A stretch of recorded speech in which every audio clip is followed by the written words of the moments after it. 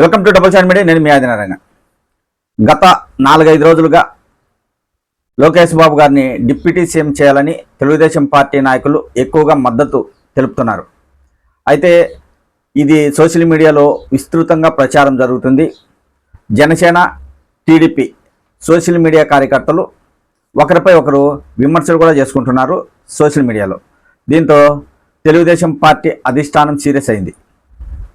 ఇకపై Lokesh Babu deputy CM గురించి ఎవరూ మాట్లాడరాదని ఆదేశాలు జారీ చేశారు. లోకేష్ బాబు గారి గురించి తెలుగుదేశం పార్టీ శ్రేణులు ఎక్కువగా మాట్లాడుతూ ఉండడంతో కూటమిలో చిచ్చు రగిలే అవకాశం ఉందని తెలుగుదేశం పార్టీ పెద్దలు గ్రహించారు. కాబట్టి ఇకపై తెలుగుదేశం పార్టీ నాయకులు ఎవరు లోకేష్ బాబు గురించి ఆయన డిప్యూటీ సీఎం పదవి ఇవ్వాలని ఎవరు మీడియా ముందుకు వచ్చి మాట్లాడొద్దని అధిష్టానం ఆదేశాలు జారీ చేసింది. మరో ప్రచారం కూడా జరుగుతుంది. ఏంటంటే కూటమిలో చిచ్చు పెట్టడానికి కొంతమంది కుట్రలు చేస్తున్నారని తెలుగుదేశం పార్టీ నాయకులు విమర్శలు చేస్తున్నారు. సోషల్ మీడియా ద్వారా కొంతమంది పోస్టులు పెడుతున్నారు. ఇక్కడ వైఎస్ఆర్ కాంగ్రెస్ పార్టీ నాయకులు కానీ, ఆ పార్టీకి చెందిన కార్యకర్తలు కానీ, అభిమానులు కానీ ఎవ్వరూ తెలుగుదేశం పార్టీ గురించి మాట్లాడలేదు, కూటమి గురించి మాట్లాడలేదు. ఇక్కడ తెలుగుదేశం పార్టీకి చెందిన ఒక ప్రధాన మీడియా యజమాని ఒక ఆర్టికల్ రాయడంతో దానిపై చర్చ సాగుతుంది. ఆయన రాసిన తర్వాత మళ్ళీ మహాసేన రాజేష్, ఆయన తెలుగుదేశం పార్టీ నాయకుడు, ఆయన కూడా లోకేష్ బాబు గారికి డిప్యూటీ సీఎం ఇవ్వాలని కోరారు యూట్యూబ్ ద్వారా. ఆయనకు ఒక ఛానల్ ఉంది కాబట్టి ఆ ఛానల్లో ఆయన దాదాపు ఒక 10-12 నిమిషాల సేపు వీడియో చేయడం జరిగింది లోకేష్ బాబుకు డిప్యూటీ సీఎం ఇవ్వాలని. తర్వాత ముఖ్యమంత్రి చంద్రబాబు గారు కడపలో పర్యటించారు. ఆ సందర్భంగా పొలిట్ బ్యూరో సభ్యుడు, కడప జిల్లా అధ్యక్షుడు శ్రీనివాసరెడ్డి గారు లోకేష్ బాబు గారిని డిప్యూటీ సీఎం చేయాలని కోరారు. అప్పటి నుంచి దానిపై ప్రచారం ఎక్కువ సాగింది. తెలుగుదేశం పార్టీ నాయకులు ఒకరికొకరు వారికి వారే లోకేష్ బాబుకు మద్దతుగా డిప్యూటీ సీఎం పదవి కేటాయించాలని మీడియా ద్వారా కోరుతూ ఉన్నారు.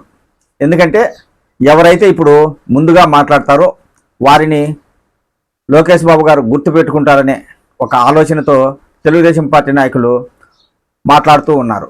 ఇక్కడ కూటమిలో చిచ్చు పెట్టడానికి వైఎస్ఆర్ కాంగ్రెస్ పార్టీ నాయకులు ఏమీ చేయడం లేదు. కూటమిలో ఉన్న నాయకులే ఆ పార్టీలో విభేదాలు కలిగేలా మాట్లాడుతున్నారు. వారికి వారే సోషల్ మీడియాలో వ్యతిరేకంగా పోస్టులు పెట్టుకుంటున్నారు.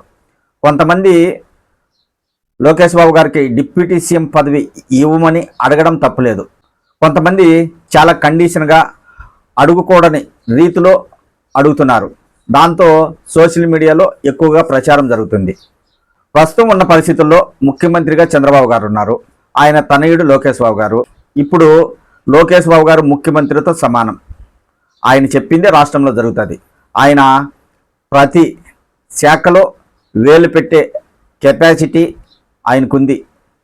ఆయన ప్రతి శాఖపై సమీక్షిస్తారు. రాష్ట్రంలో ఏ పని జరగాలన్నా ఆయన ఖచ్చితంగా చెప్పాల్సిందే. లోకేష్ బాబు గారు ఉప ముఖ్యమంత్రి అయినంత మాత్రాన వేరేగా ఆయనకు వచ్చేది ఏముండదు. కాకపోతే ప్రోటోకాల్ వస్తుంది, అంతేగాని ఇంకా వేరేది ఆయనకేమి ఎక్కువగా వచ్చేది ఏముండదు. ఆయన మంత్రిగా ఉన్న, నాయకునిగా ఉన్న పార్టీలో మాత్రం ఆయనే కీలకం. ప్రభుత్వంలో ఏది జరగాలన్నా చంద్రబాబు నాయుడు గారి తర్వాత లోకేష్ బాబు గారు చెప్తేనే జరుగుతుంది.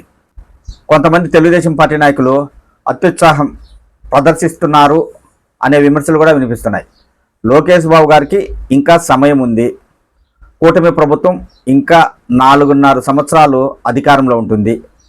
అప్పట్లోగా ఎప్పుడైనా లోకేష్ బాబు గారు డిప్యూటీ సీఎం కావచ్చు, లేదా ముఖ్యమంత్రి కావచ్చు. అది ఎవరు చెప్పలేరు.